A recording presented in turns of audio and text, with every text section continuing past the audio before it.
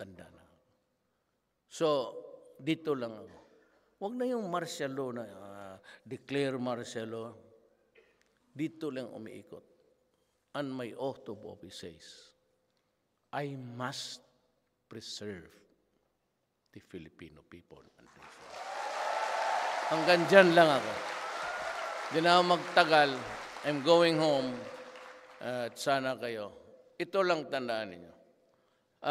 If you have a problem which you cannot solve, tingin nga nung Pilipina nagka-problema yung ngayon sa Middle East. Lahat ng gustong umuwi na nagka-problema, walang pera, ganon, nagkakaso-kaso, musuwi. Sabi nga, ako na ang magpauwi sa inyo. Basta yung wag lang sana. God